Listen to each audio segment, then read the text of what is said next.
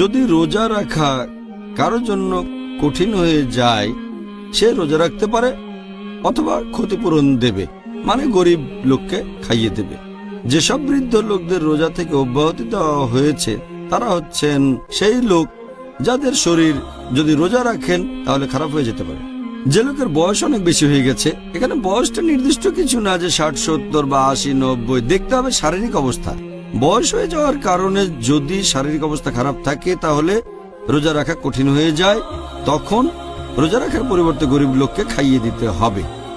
আর একটা হাদিস আমাদের প্রিয় নবী মুহাম্মদ সাল্লাল্লাহু আলাইহি ওয়াসাল্লামের সহিহ বুখারী খণ্ড নম্বর 6 হাদিস নাম্বার 4505, আমাদের প্রিয় নবী বলেছেন যে বয়স্ক পুরুষ এবং মহিলাদের রোজা রাখতে হবে না, তবে তারা প্রত্যেক রোজার জন্য একজন করে অভাবগ্রস্ত লোককে খাইয়ে দেবেন। এছাড়াও এরকম আরো হাদিস আছে, যেমন ধরেন সুনান আল দারাকুতনি হাদিস নাম্বার 208 বলা হয়েছে, যদি কোনো লোক যাকে ক্ষতিপূরণ দিতে হবে সে কোনো গরিব লোককে খাইয়ে দেবে 1 মুদ গম। 1 মুদ মানে হচ্ছে 2 হাতের মুঠোয় যে পরিমাণ গম ধরে, এই পরিমাণে খাওয়ানো উচিত। আরো একটা হাদিস বলা হয়েছে আল দারাকুতনি 270 নম্বর হাদিস, যে আনাস রাদিয়াল্লাহু আনহু তিনি যখন খুব বৃদ্ধ হয়ে গেলেন, রোজা রাখতে পারলেন না, তাই মাসের শেষের দিকে 30 জন গরিব লোককে ডেকে খেতে দিলেন, রুটি আর তার সাথে অন্যান্য খাবার, পুরো খাবার 30 জন লোককে। তার মানে যতগুলো রোজা মিস করবেন প্রত্যেকটার জন্য একজন গরিবকে খাওয়াতে হবে।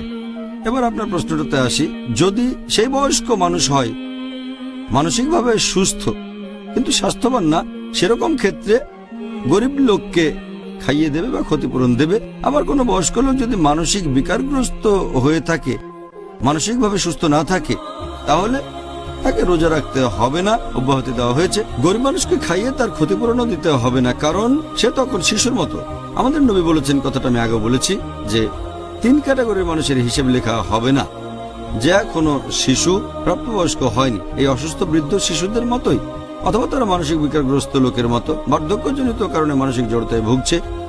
বয়স হয়ে গেলে মানসিক সুস্থতা আগের মতো থাকে না, তাদের রোজা রাখতে হবে না, অথবা রোজা মিস করার জন্য খাওয়াতেও হবে না, কাউকে কোনো ক্ষতিপূরণ দিতে হবে না।